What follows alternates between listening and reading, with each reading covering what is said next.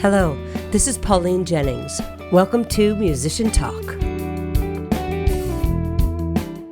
My guest today is Helen Forsythe. She's an active Northfielder, not only playing banjo and singing in multiple groups, but also as one of the owners of the Curbside Compost Cooperative. A musician since learning the banjo at age 7, Helen now teaches others on guitar, ukulele, and banjo at the Hotspot in Northfield. She has an album of originals called The Blue Above It and continues to write bluegrass and folk tunes for her groups, the Triplets, the Cannon River Currents, and the Bigmouth Buffalo String Band. On top of all this, Helen is fighting the good fight as a climate and sustainability activist. Oh, and you might have seen her playing accordion, which she recently picked up in last night's virtual Northfield Shares benefit. There's so much more to talk about, so let's get to it.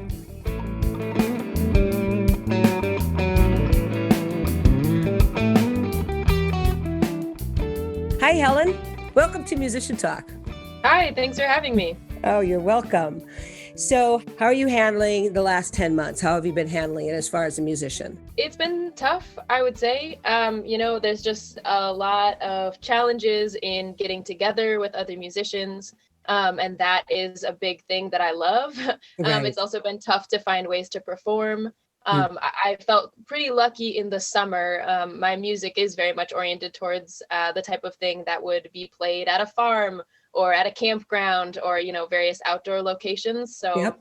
I felt really lucky this summer to get to do some outdoor performances that felt good and safe. Good. I haven't done any performing since October. Once the weather got cold, it was done for me. Yep. I have not done much on Zoom or online type of things.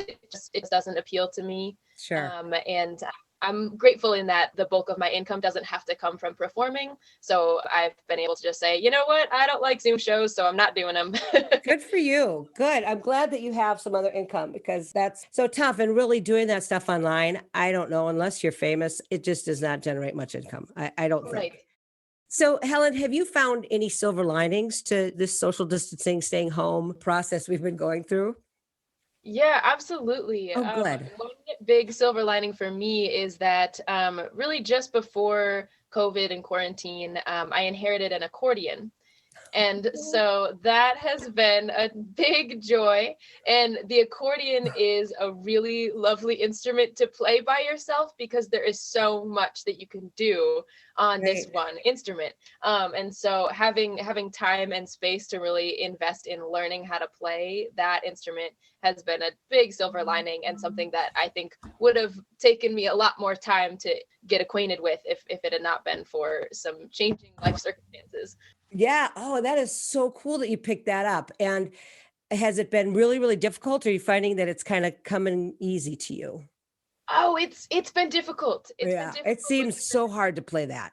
Yeah, there's just a lot of different coordination. And, I play a lot of string instruments, and that's kind of where a lot of my strengths lie. So then translating that to like keyboards and buttons and the bellows and everything, I've really had to apply my practice brain and really, be diligent in practicing the right hand, practicing the left hand, playing slow, using metronomes, just all these practice skills that I tell my students about all the time, but that in truth, for like my banjo or guitar or whatever, I really don't apply them very often, which I shouldn't be telling you that. But when it comes to the accordion, I'm not going to cut it out either.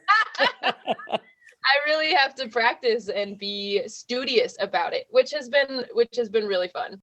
So in the intro, I said that you started playing banjo and singing at age 7. That's pretty young. How did that come about? My house was fairly musical. My dad in particular plays classical music on the violin and viola. And so when I was 5, he said, you're going to take piano lessons. And so me and my sister took piano lessons all through elementary school and middle school. And that was very important to him.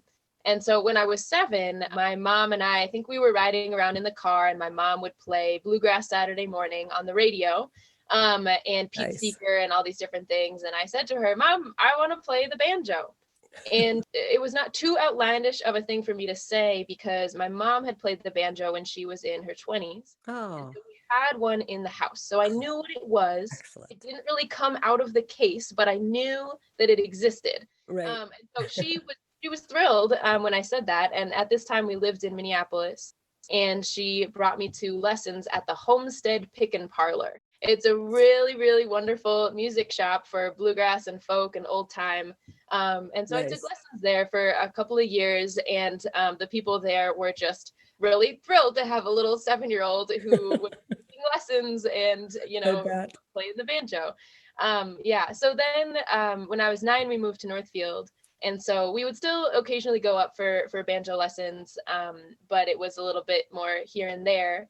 But there's a really robust bluegrass and old time music situation here in Minnesota. There's a whole association for bluegrass and old time music in Minnesota, and they put on a lot of festivals, like 4 or 5 different festivals throughout the year at different locations around the state. And so my mom would bring me, and there's just a really welcoming culture there of if you play, there's jam circles everywhere, whether it's in the hotel lobby or a campground or whatever.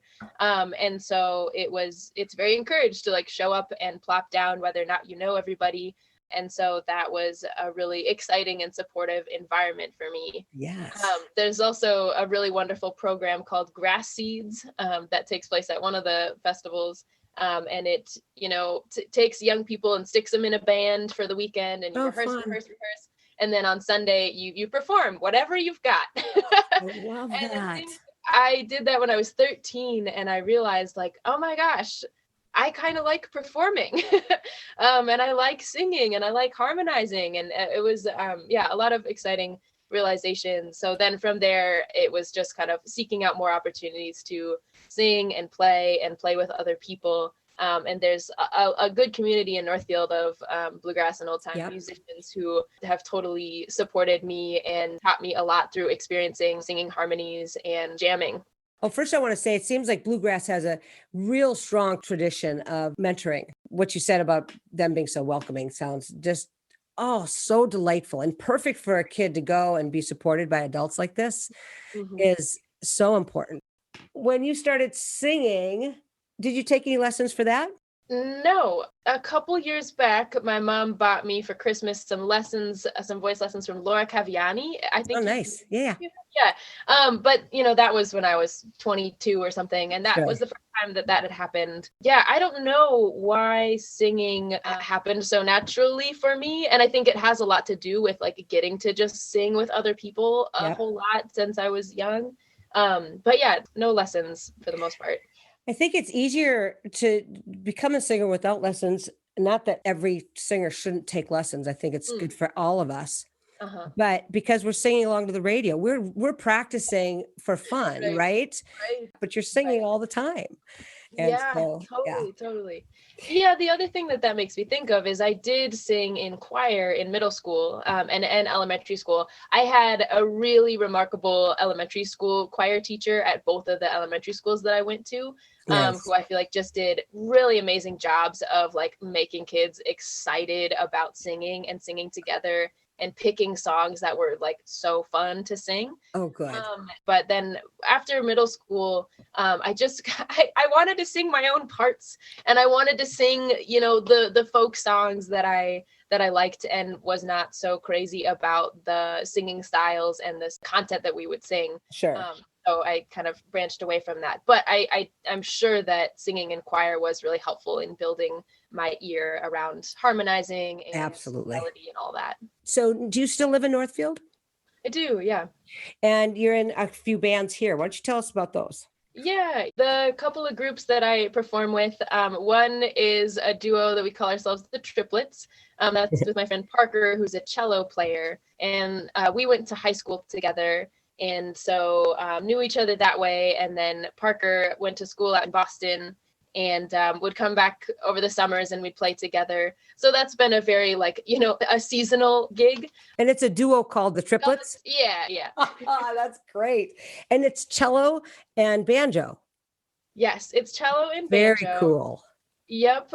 We did a video performance for the upcoming Northfield Shares music event. Oh, good. We did a recording for that, and I did pull out the accordion. So for that night, we will be a cello accordion duo. Oh, good. I'm excited. So this is Northfield Shares, and they're putting on a fundraiser with a bunch of different bands playing throughout the evening that they have submitted. And then there's some live portions to it. And that's what you're playing in. And that's January 23rd at 7 o'clock, and it's virtual. So you have to go to northfieldshares.org to find out more information about that. I highly, highly suggest everybody does that. And now even more so, because now I know that you're going to be playing. And I'm really looking forward to hearing the accordion and cello together, because I've never, ever heard that combination. Woohoo!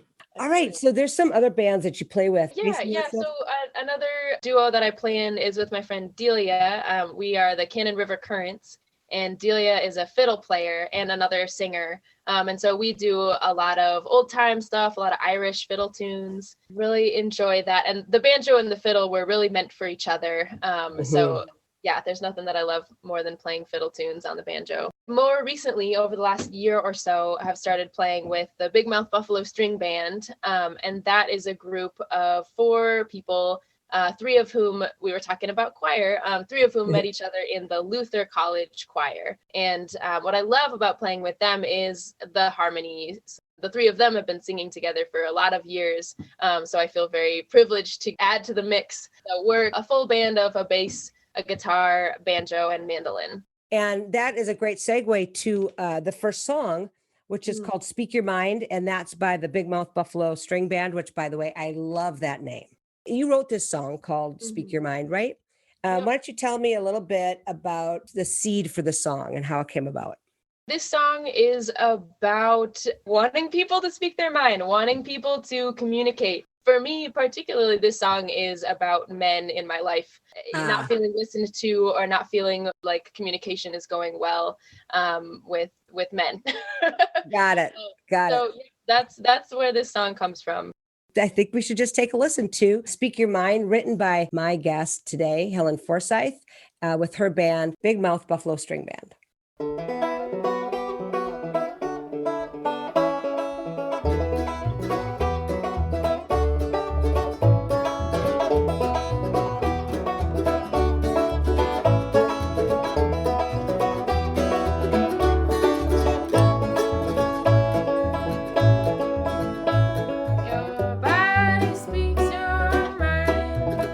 When your eyes glaze over your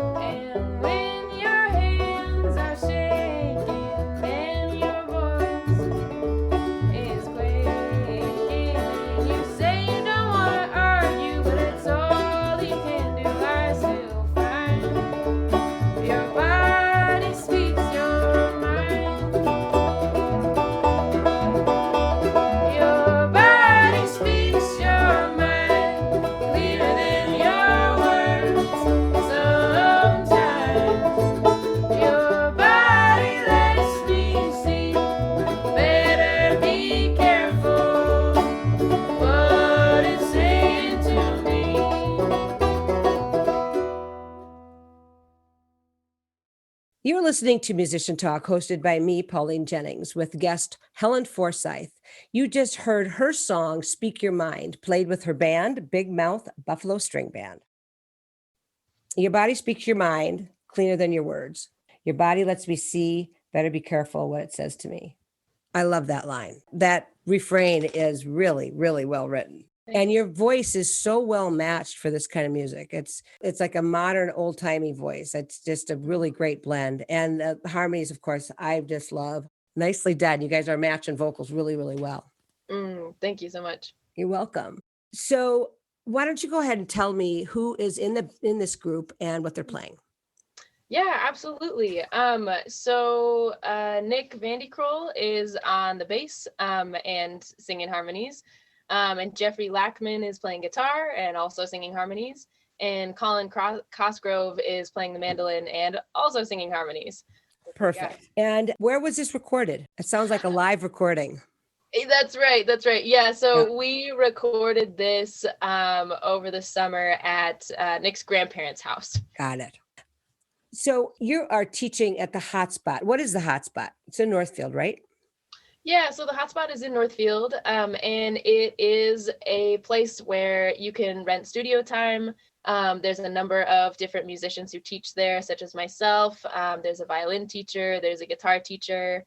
There's a fellow who uses part of the space to make paintings, and so his art is all up over the walls. There is a photography studio on one end of the building. There's also a weaving club that rents part of the building. Wow, that's great. It's a really robust community space where there's a lot of different things happening. And it's really wonderful to have a place where I feel very inspired by other artists and other musicians who are coming in and out. Now, of course, that has been a little different during COVID, and I have not been there very often. All of my lessons are on Zoom for the time being and for the foreseeable future. During non-COVID times, there's also a number of jams that happen there. I host a folk jam. There's a ukulele jam. Just all these different avenues for people to plug in and make music together. And that is a space run by Martha Larson, who's a wonderful cello player and vocalist here in Northfield.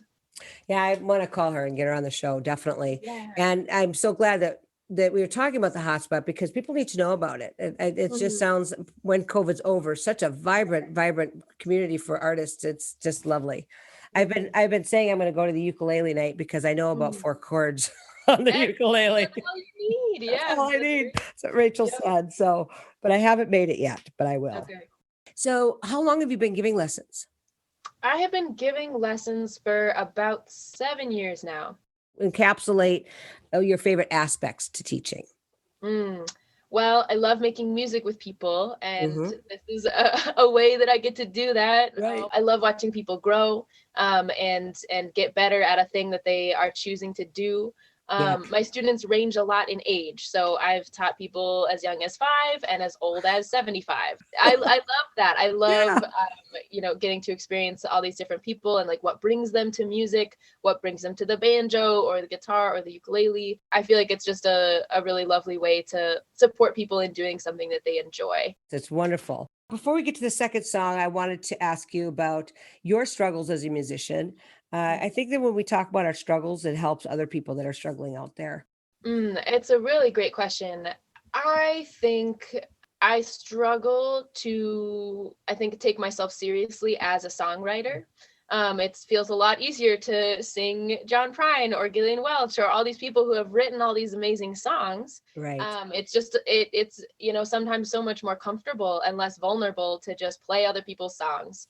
Yeah. So I think that is a huge challenge for me, is to believe that the songs that I am composing myself are worthwhile and worth playing and worth being heard. And I have been really grateful to get positive feedback and get support from people and being like, hey, I like your songs. Right. That means the world. Because it's such a public thing. And yes, the vulnerability is huge with putting your work out like that. It's such an interactive form of art that you almost need that feedback to start believing that you can do it. I mean, some people have that internally, and God bless them. But have you ever had any of that vulnerability with your singing or playing? I feel pretty comfortable, playing Good. a fiddle tune, Yeah. or like I said, singing John Prine. That just feels like I know how to do this. It really does feel like an extra step when it's my words and it's Yeah. my story. And I mean, this is an obvious statement, but when Mhm. you feel more confident about something, you're not as vulnerable, obviously. And Right. you've been playing and singing since you were a child. And there's something to be said about the comfortableness that somebody feels when they step on the stage that some Mhm. people absolutely do not at all. And Right. then there's some people like you and me who just feels like somebody just said the other day, it feels like putting on an old shoe. You know, you're Yeah. just so comfy. It's time to move on to the second song called Come On Home. And this was written by you as well, right? Yep. Okay, so tell me a little bit about this song. It's another one I love. There's some lines in here I just really dig. Mm. Yeah, so this song is pretty straightforward. I tend to be a pretty straightforward songwriter. And this song is about different people that I love in different places, and asking them to come home. So there's just different verses for different people in my life who, at the time when I wrote it, I was missing. And when did you write it? I wrote this song maybe 2 or 3 years ago. I asked because I was wondering if you wrote it during COVID. It's a perfect fit for this time because people weren't able to come home during the holidays, and so it's pretty timely. With that said, let's take a listen to Come On Home, written by my guest Helen Forsythe and played by her band, the Bigmouth Buffalo String Band. Here it is.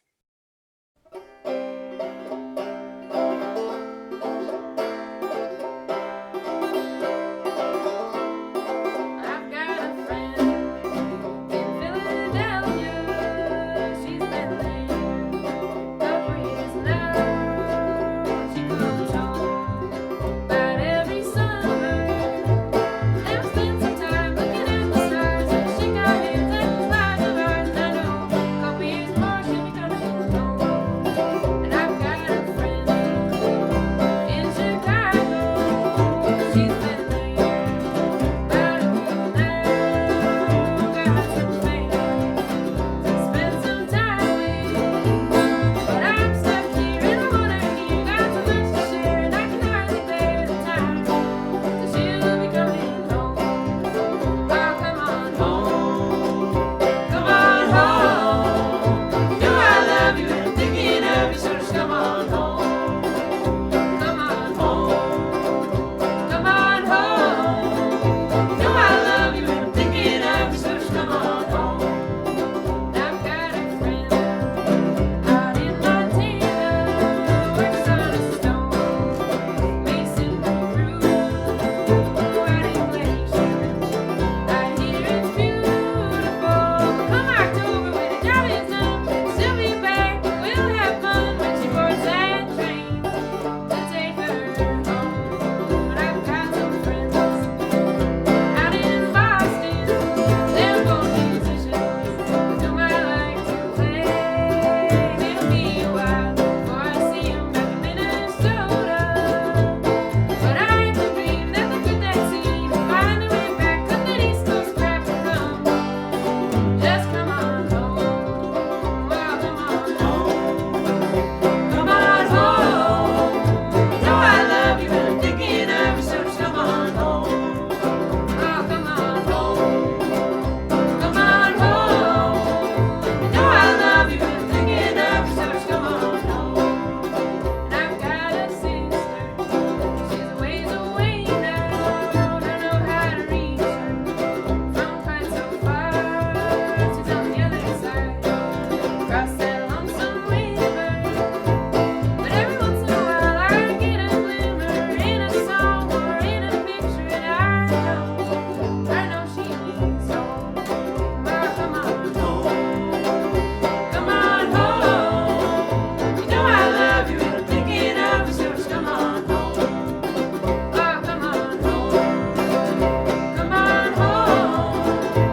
You know I love you and I'm thinking of you, so just come on home. You are listening to Musician Talk, hosted by me, Pauline Jennings, with my guest, Helen Forsythe. You just heard her singing and playing banjo on her song called Come On Home, played with her fellow bandmates in the band called the Bigmouth Buffalo String Band.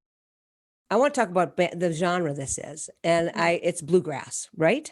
Yeah, I would put this song more in the folk Okay. genre, particularly because of the banjo. The style of playing that I'm using in this song is called clawhammer, Okay. and it's very much the old time style. Whereas in Speak Your Mind, I am doing finger picking, and that's Okay. much more in the bluegrass Okay. realm. My next question was going to be, what's the difference? I mean, is that in a nutshell what the difference is, or are all the other string instruments playing their instrument a different way as well? It's a great question. So that is really the difference for me as a banjo player. Okay. There's a lot of other things to be said about like the particular bluegrass harmony stack, Yeah. or like, with the ensemble that we have of banjo, bass, guitar, and mandolin, that is much more on the bluegrass side of things, maybe just missing that fiddle. Thank you for clearing that up for me. Yeah, sure. And it doesn't matter a whole lot to me. There's people to whom it matters a lot. Well, I mean, there's so much overlap, right? Totally. Yep. This song, Come On Home, and you are a very straightforward songwriter as far as the lyrics go. You're just saying it like it is. Come on home. I know, I love you. I'm thinking of you. So come on home. It's such a pure and beautiful sentiment. Thank And, you. and again, your voice sounds perfectly matched for this kind of music, and the stacking harmonies are wonderful. I want to turn to this more philosophical question about music and how it matters in your own life. Music is about making something together that is more fun and more beautiful than what you could do by yourself. Obviously, I also totally love playing by myself, Mhm. but I think that music as a tool for building community and building connection is really what I feel so excited about and so driven by. I think there's also I was mentioning the ways that like bluegrass and old time music was so supportive of me coming in as a kid.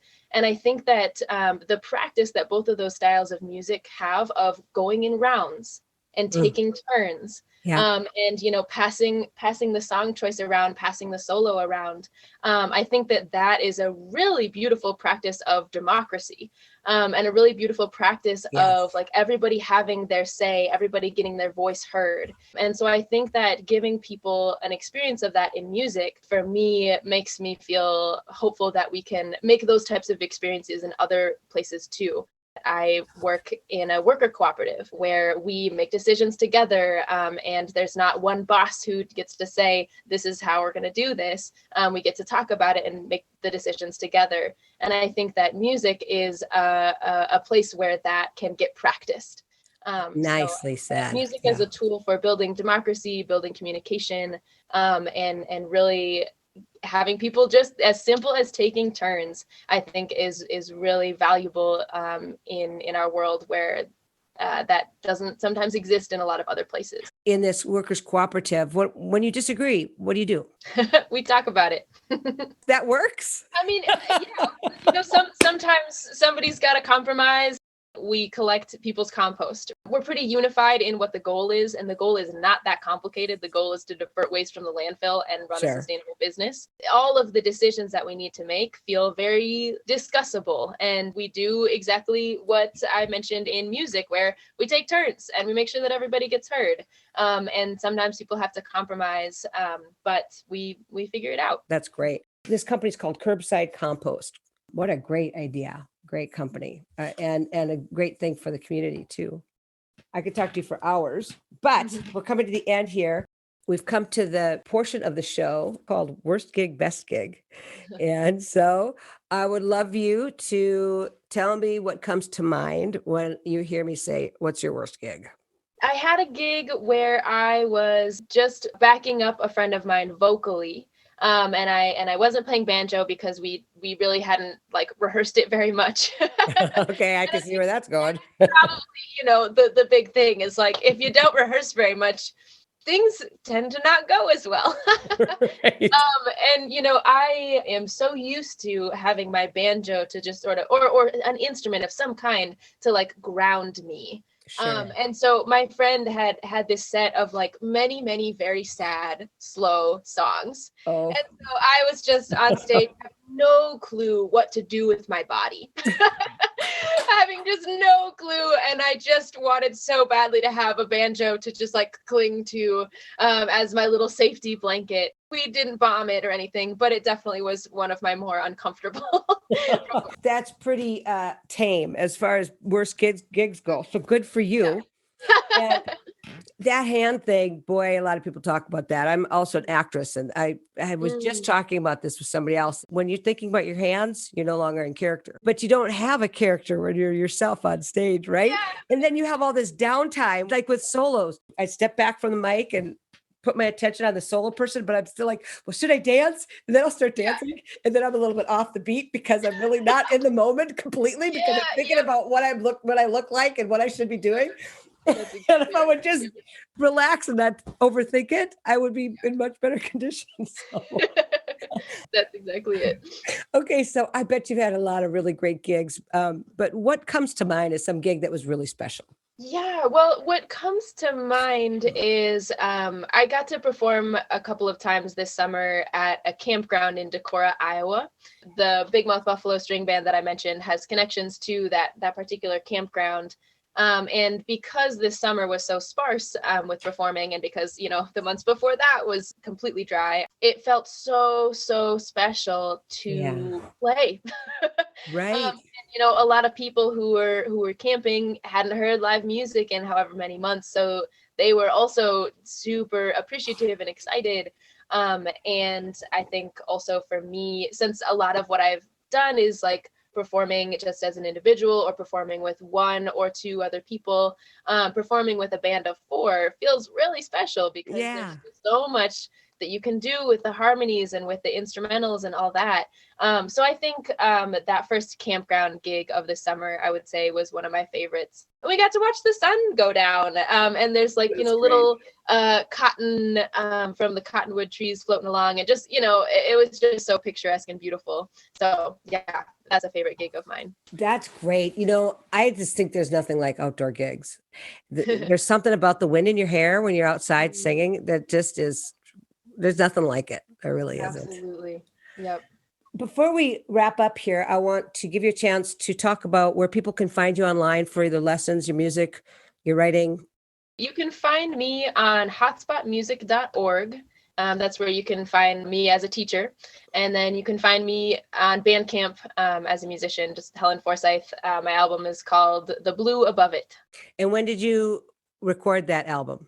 That album was recorded in the fall of 2014. So right out of high school. I have to touch on this. You did an album right out of high school. We didn't talk about that. That's incredible at that age. Wow. I did it purely because my friend George Zuccolotto, who was recently elected to the Northfield City Council. Awesome. He was maybe a year or two older than me, but he was getting into recording and said, like, Helen, let's do this, and was super encouraging and supportive. And that, just going back to what I talked about of like, my struggle as a musician is taking myself seriously as a songwriter. So having him be like, we should do this. Let's do this. Here, I'll stick a mic in front of your face. That's great. Was really the reason that happened. So yeah. Oh, those pivotal people in our lives that encourage us right at the right time. Yeah. What a gift. What a great gift. Absolutely. Are you looking for students? Oh, sure. Yeah. Okay. Awesome. Great. You're not full. So people out there, if you want to take lessons in banjo, ukulele, or guitar, Helen's waiting for you. Contact her through hotspotmusic.org. Thank you, Helen, so much for joining me today for this insightful interview. It's great to meet you. I've never met you before, so that's just a delight. And to laugh with you. How lovely is that? I look forward to seeing you perform live when it's possible. Thank you so much for joining me. Thank you, Pauline. It's been great. Many thanks to Helen for joining me for the lively conversation this morning, and heartfelt gratitude to you for listening to Musician Talk on the One, KYMN. Tune in next week and have a terrific day.